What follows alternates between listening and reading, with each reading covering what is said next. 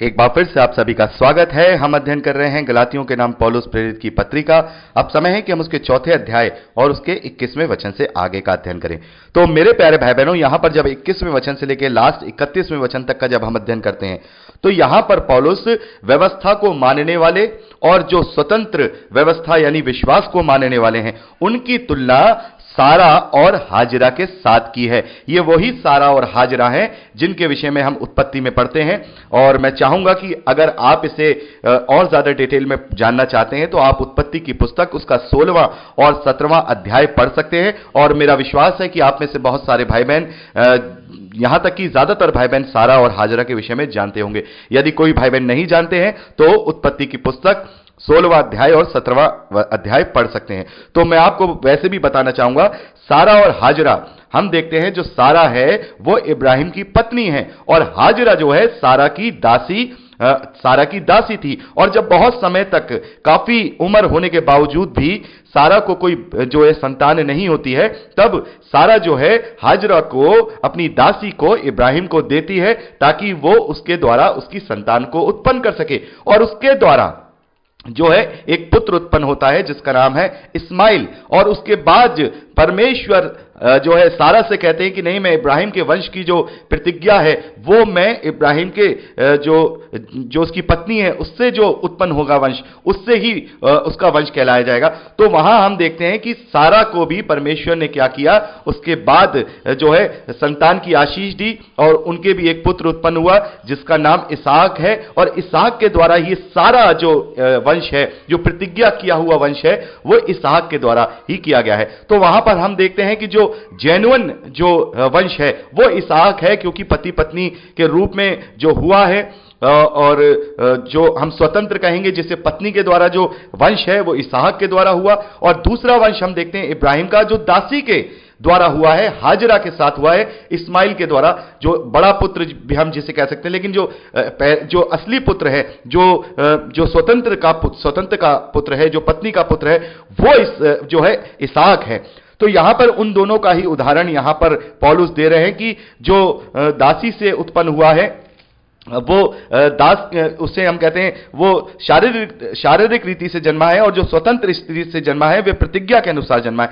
तो इन दोनों ही स्त्रियों का उदाहरण देकर के वो व्यवस्था को मानने वाले और स्वतंत्र व्यवस्था को, यानी जो विश्वास की व्यवस्था है, अनुग्रह की व्यवस्था है, उनके मानने वालों के बीच में वो एक तुलना यहां पे करते हैं। और उस यरूशलेम से उसकी तुलना करते हैं, जो यरूशलेम उस समय का जो यरूशलेम है, जो इजराइल है, जो कि व्यवस्था के द्वारा दास बने हुए हैं, और एक वो यरूशलेम जो अनुग्रह के द्वारा, जो स्वर्गीय आत्मिक यरूशलेम है, जिसका वर्णन हम प्रकाशित वाक्य में भी देखते हैं, नया यरूशलेम, नया आकाश, वो आत्मिक यरूशलेम है। तो बहुत सारे, देखिए मैं आपको बताना चाहता हूं इस अध्याय को, इन वचनों को आपको बहुत जरूरी है समझना, क्योंकि एक बहुत ही खतरनाक कल्ट है जिससे यरूशलेम माता या यहोवा माता वाले लोग हैं, जो कि कोरिया की एक लेडी है, जो कि झूठी प्रचार के लिए वो लोगों को भरमाती है कि मैं यहोवा माता हूं, और परमेश्वर माता, यहोवा माता और साथ में पुत्र, उसकी ये बहुत ही झूठी शिक्षा है कि प्रभु यीशु मसीह उसके पति के रूप में आ चुके हैं और वो अपने आप को परमेश्वर माता का रूप बताती है। और ये बहुत ज्यादा आज हिंदुस्तान के अंदर, इंडिया में और तेजी से फैलता हुआ एक कल्ट है। लोगों को भरमाया जा रहा है, लोग झूठे लोगों की शिक्षाओं में भोले भाले लोग भरमाए जा रहे हैं और वो समझ नहीं रहे। और यहां पर इन वचनों का वो बहुत ज्यादा तरीके से वो इस्तेमाल करते हैं कि ऊपर की यरूशलेम यानी कि वो यहोवा माता, और नीचे का यरूशलेम यानी कि ये जो धरती पर जो यरूशलेम है। लेकिन यहां पर जब हम इसे अच्छी तरह से पढ़ेंगे, क्योंकि वो लोग केवल 2 वचनों को ही पढ़ाते हैं, लेकिन परमेश्वर का धन्यवाद है कि हम शुरू से बाइबल अध्ययन करते आ रहे हैं। हम लोग मत्ती से पढ़ रहे हैं और यहां गलातियों की पत्री से पहले भी हमने रोमियो की पत्री पढ़ी है। तो हम जानते हैं कि ये जो बात की जा रही है पौलुस के द्वारा, ये किस संदर्भ में या किस कॉन्टेक्स्ट में की जा रही है। यह इस संदर्भ में की जा रही है, व्यवस्था को मानने वाला या फिर आत्मिक व्यवस्था को मानने वाला, इनके दोनों के बीच में डिफरेंस बताया जा रहा है। और इसको एक उदाहरण के तौर पे यहां पर पौलुस कह रहे हैं, सचमुच में सारा की औलाद नहीं है वो लोग, इजरायली लोग हैं, सचमुच में मैं और आप हाजरा के बच्चे नहीं हैं, लेकिन एक उदाहरण के तौर पे इसको फिजिकल नहीं लेना है, केवल एक दृष्टांत के रूप में, एक एग्जाम्पल के तौर पे यहां पर पौलुस ने बताया है। आइए हम इसको पढ़ते हैं 21वें वचन से यहां पौलुस लिखते हैं, तुम जो व्यवस्था के अधीन होना चाहते हो, मुझे बताओ, क्या तुम व्यवस्था की नहीं सुनते? यह लिखा है कि इब्राहिम के दो पुत्र हुए, एक दासी से और एक स्वतंत्र स्त्री से। परंतु जो दासी से हुआ वह शारीरिक रीति से जन्मा, और जो स्वतंत्र स्त्री से हुआ वह प्रतिज्ञा के अनुसार जन्मा। यानी कि यहां पर पौलुस ने बताया है कि जो दासी से यानी हाजरा से जो पुत्र उत्पन्न हुआ है वो उनकी अपनी मर्जी से उत्पन्न हुआ है, कि सारा ने अपनी मर्जी से जो हाजरा है उसको अपने पति को दे दिया कि भाई आप इससे संतान को उत्पन्न करिए। यह परमेश्वर की प्रतिज्ञा नहीं थी, यह मनुष्य ने जो सारा है, हाजरा है, ये उनकी आपस की सम्मति थी और उन्होंने ऐसा पुत्र जन्म दिया। लेकिन परमेश्वर स्वतंत्र स्त्री से यानी कि उसकी स्वयं की पत्नी सारे से ही उसके वंश को बढ़ाना चाहता था, और वो प्रतिज्ञा भी उसने सारा के ही पुत्र इसहाक के साथ ही, जो उसका जो बिल्कुल जायज पुत्र है, उसके साथ बांधी है। तो यहां पर पौलुस एक उदाहरण दे रहे हैं कि परंतु जो दासी से हुआ वह शरीर की रीति से जन्मा, और जो स्वतंत्र स्त्री से हुआ वह प्रतिज्ञा के अनुसार जन्मा। तो इन बातों में दृष्टांत है। देखिए यहां पर साफ पौलुस ने 24वें वचन में लिखा है, इन बातों में दृष्टांत है। दृष्टांत यानी कि एक उदाहरण है। ये सचमुच में ऐसा नहीं है कि सचमुच में यरूशलेम माता जो है स्वर्ग में है और वो यहोवा माता है, ये इस तरीके की वहां शिक्षा देते हैं। लेकिन आप इसे समझिए, इस वचन को अपने दिमाग में लेकर के समझिए कि यहां पर पौलुस कह रहे हैं कि ये दृष्टांत है, ये एग्जाम्पल है, ये एक उदाहरण है। ये स्त्रियां मानो दो वाचाएं, मानो उदाहरण दे रहे हैं, एग्जाम्पल। ये स्त्रियां दो वाचाएं हैं। अब यहां एक वाचा क्या है? एक तो स्नेह पहाड़ की जिससे दास ही उत्पन्न होते हैं, और वह हाजरा है। यानी हाजरा को स्नेह पहाड़ पर वो जाती है, वहां पर आप इसको जब पढ़ेंगे ना 16वां अध्याय 17वां अध्याय उत्पत्ति की पुस्तक, आप समझ जाएंगे। मैं इसको ज्यादा और डिस्क्राइब नहीं करूंगा। तो दो वाचाएं, एक वाचा मान लो, यहां पर पौलुस कह रहे मान लो ये जो स्त्रियां हैं ये दो वाचा हैं, यहां पे मानने के लिए कहा गया है। लेकिन वो लोग जो यरूशलेम माता वाले हैं, जो कोरिया वाले लोग हैं, जो गलत तरीके से प्रचार कर रहे हैं, वो कहते हैं कि नहीं, देख यहां पर वो 25वां वचन नहीं पढ़ेंगे, वो केवल ऊपर की यरूशलेम स्वतंत्र है और वह हमारी माता है। वो इस तरीके से बात कर रहे हैं। लेकिन यहां पे पौलुस, मैं और आप समझ सकते हैं, पौलुस कह रहे हैं ये दृष्टांत है कि मान लो, फर्ज कर लो, एग्जाम्पल है कि स्त्रियां जो दोनों हैं, हाजरा और सारा, ये दो वाचाएं हैं। एक तो स्नेह पहाड़ की है जिससे दास ही उत्पन्न होते हैं, और वह हाजरा है, और हाजरा मानो अरब का स्नेह पहाड़ है, और आधुनिक यरूशलेम उसके तुल्य है, क्योंकि वे अपने बालकों समेत दासत्व में है। पर ऊपर की यरूशलेम स्वतंत्र है और वह हमारी माता है। यानी कि दृष्टांत के रूप में कह रहे हैं कि जो लोग व्यवस्था का पालन कर रहे हैं, मान लो हाजरा उनकी माता है, और जो लोग स्वतंत्र व्यवस्था का पालन कर रहे हैं, प्रभु यीशु मसीह के अनुग्रह की और विश्वास की व्यवस्था का पालन कर रहे हैं, वो स्वतंत्र स्त्री यानी कि वो उस ऊपर के यरूशलेम वाले हैं, यानी कि उस सारा के जो है पुत्र, मान लो वो पुत्र हैं। तो ये दो वाचाओं को एक एग्जाम्पल देके बता रहे हैं कि इस तरीके से जो दो वाचाएं बताई जा रही हैं कि एक दासी के साथ और एक स्वतंत्र स्त्री के साथ। तो यहां पौलुस इस बात को समझा रहे हैं कि जो वाचा मूसा के द्वारा बांधी है परमेश्वर ने, वो शरीर की गुलामी के द्वारा बांधी है।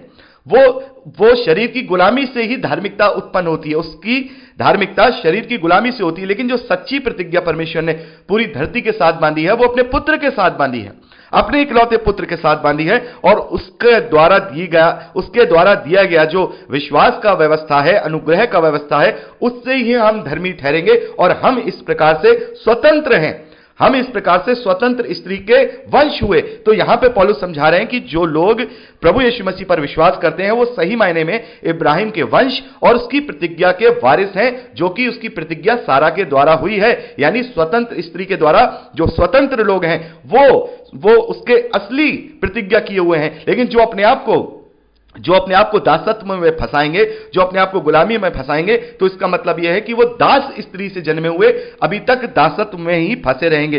पौलुस आगे लिखते हैं, पर ऊपर की यरूशलेम स्वतंत्र है और वह हमारी माता है, क्योंकि लिखा है, हे बाज तू जो नहीं जानती आनंद कर, जिसको पीड़ाएं नहीं उठती गला खोल कर जय जयकार कर, क्योंकि त्यागी हुई की संतान सुहागिन की संतान से अधिक है। हे भाइयों, हम इसहाक के समान प्रतिज्ञा की संतान हैं, और जैसा उस समय शरीर के अनुसार जन्मा हुआ आत्मा के अनुसार जन्मे हुए को सताता था, वैसे ही अब भी होता है। तो हम देखते हैं जो इसहाक है, जब वो उसका जन्म होता है, यानी कि सारा जो उसकी असली पत्नी है, उसका जो बेटा है इसहाक, उसका जन्म होता है, और उससे पहले ही उसकी दासी हाजरा के द्वारा इस्माइल का जन्म हो चुका था। तो वो इस्माइल जो था वो बहुत सताता था। जो हाजरा का जो पुत्र इस्माइल है, वो सारा का जो असली पत्नी सारा है, उसके बेटे को इसहाक को बहुत सताता था। इस बात को भी आप वहां पढ़ सकते हैं उत्पत्ति की पुस्तक में। तो यहां पर पौलुस यही बात समझा रहे हैं कि अब ये जो व्यवस्था वाले हैं, अब ये दासी के पुत्र हो गए, दास के, क्योंकि ये गुलामी में जी रहे हैं। और अब हम इसहाक के प्रतिज्ञा, यहां पे आगे पौलुस लिखते हैं 28वें वचन में, हम इसहाक के समान प्रतिज्ञा की संतान है। यानी जैसे इसहाक प्रतिज्ञा की संतान है, वैसे ही मसीही विश्वासी भी प्रतिज्ञा की संतान है, क्योंकि विश्वास के द्वारा उनकी धार्मिकता प्रकट हो रही है और वो स्वयं परमेश्वर की धार्मिकता बन जा रहे हैं। लेकिन जो व्यवस्था का पालन करना चाहते हैं, जो लोग व्यवस्था के कामों पर भरोसा रख रहे हैं, वो उस दासी के पुत्र के समान है। दृष्टांत है यहां कोई ऊपर कोई यरूशलेम माता वाता नहीं है। जो लोग ये बेकार की बातें करते हैं, कोई यरूशलेम माता नहीं है। ये केवल एक एग्जाम्पल के तौर पे पौलुस ने यहां पर दिया है। और वैसे भी पतरस ने कहा है कि पौलुस की बहुत सारी बातों को जो बेवकूफ लोग हैं, जो चंचल लोग हैं, जो इस प्रकार से वचन को खींच तान करके अपने ही नाश का कारण बनाते हैं, वो नाश का कारण बनाएंगे। तो मुझे और आपको समझना है, हमें जवाब देना है कि ये आपको अगर इसका मतलब समझना है तो पूरी गलातियों की पत्री पढ़िए, बल्कि रोमियो की पत्री पढ़िए, पहला कुरिन्थियों पढ़िए, दूसरा कुरिन्थियों पढ़िए, तब आपको समझ में आएगा यहां पे पौलुस क्या कह रहे हैं। पौलुस यहां पर केवल एक दृष्टांत दे रहे हैं कि जो लोग गुलाम होना चाहते हैं तो फिर वो प्रतिज्ञा की संतान नहीं है, और जो लोग आजाद हैं तो फिर वो आजाद की हुई स्त्री के संतान ठहराएंगे।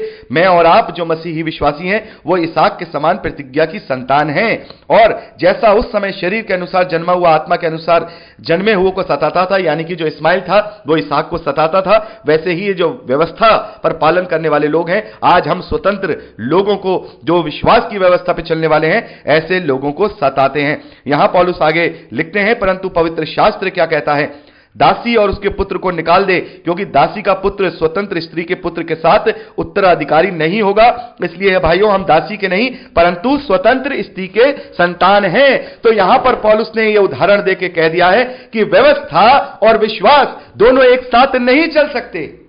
हालेलुया। यहां पर इसमें केवल यह दृष्टांत के जरिए पौलुस ने समझाया है कि व्यवस्था और अनुग्रह एक साथ नहीं चल सकते। या तो तुम माफ कीजिएगा, व्यवस्था को मान लो तो दासी की संतान कहलाओगे, या फिर तुम अनुग्रह को पहचान लो, जबकि तुम स्वतंत्र की प्रतिज्ञा वाले वारिस की संतान कहलाए जाओगे, जो कि इसहाक है। तो पौलुस ने साफ तौर पे 31वें वचन में हमें कह दिया है, इसलिए है भाइयों, हमें दासी की नहीं परंतु स्वतंत्र स्त्री की, स्वतंत्र स्त्री की संतान है। तो यहां पर मुझे और आपको जब इतनी बड़ी स्वतंत्रता, इतने बड़ा अनुग्रह, इतना बड़ा प्रेम, इतना बड़ा हमें विश्वास की व्यवस्था दी गई, और जैसा मैंने आपको पिछले संदेशों में भी बताया कि पौलुस ने लिखा है दूसरा कुरिन्थियों 5वां अध्याय 21वें वचन में कि जो पाप से अज्ञात था उसी को हमारे लिए परमेश्वर ने पाप ठहरा दिया कि हम उसमें, यानी प्रभु यीशु मसीह में होकर परमेश्वर की धार्मिकता बन जाएं। तो कितना बड़ा अनुग्रह हमें मिला है कि अब हम विश्वास के द्वारा परमेश्वर की धार्मिकता हो जाते हैं। तो फिर उस अनुग्रह को ठुकरा कर, उसको व्यर्थ करके हमें क्यों उस व्यवस्था का पालन करने के लिए चले जाएं, जो व्यवस्था हमें शापित कर सकती है। तो मेरे प्यारे भाई बहनों, हमें ये अपने दिमाग को बिल्कुल खोल के रखना है कि मसीह का अनुग्रह हम पर किस प्रकार का हुआ है।